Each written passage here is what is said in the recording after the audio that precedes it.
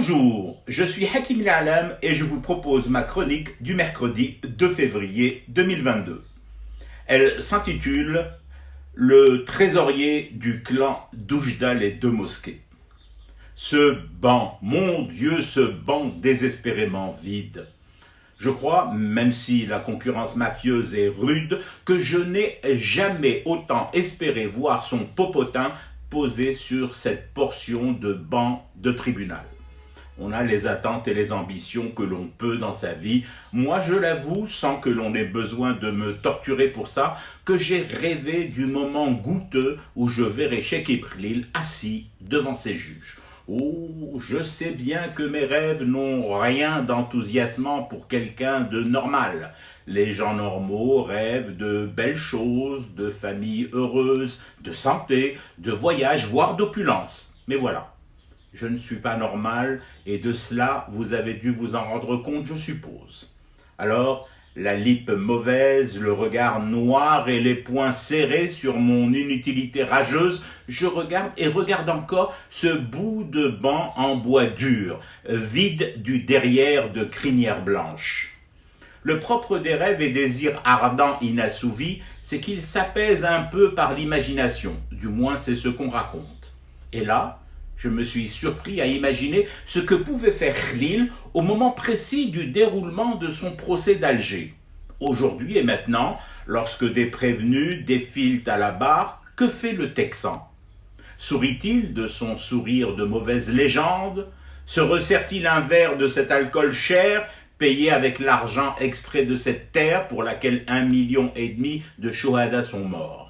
Va-t-il jusqu'à pouffer de rire lorsqu'il entend ses anciens collaborateurs jurer qu'il était derrière la grosse machine à sous détournée qu'était devenue Sonatrach et le ministère de l'énergie renouvelable de leur rapine, celle du clan d'Oujda les deux mosquées?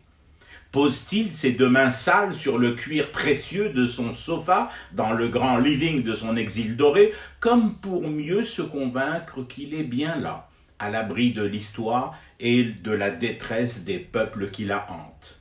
Est-il habité par des moments de fièvre qui le voient farfouiller dans les tiroirs de son immense bureau des infamies pour y vérifier que son passeport ricain s'y trouve, n'a pas expiré et n'a surtout pas viré de couleur? Serre-t-il plus fort son verre lorsqu'un nuage de spleen et de déception à peine contenu vient assombrir son regard requin, se souvenant qu'il a manqué d'un poil, d'un cheveu de sa forfaiture, la cession du sous-sol algérien à ses mentors yankees? Oui, je sais, mon imagination déborde et divague. Le banc est vide, inoccupé.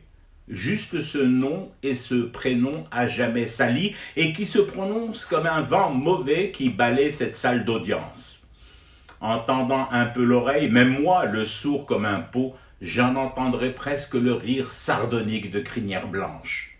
Alors, en guise de petite consolation, celle de ceux qui n'y peuvent rien, je me remets à rêver, à imaginer que dans sa lointaine Amérique, dans sa propriété au mur qui suinte encore le gaz et le pétrole de Hassim Saoud, il s'étouffe soudain avec son rire.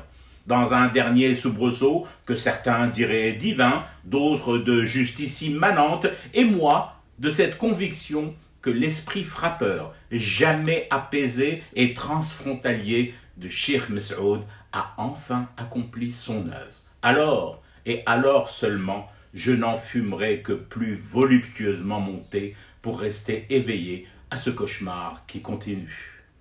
C'était Hakim La'Alam, je vous retrouve demain pour une autre chronique et une autre façon de dire son amour à l'Algérie.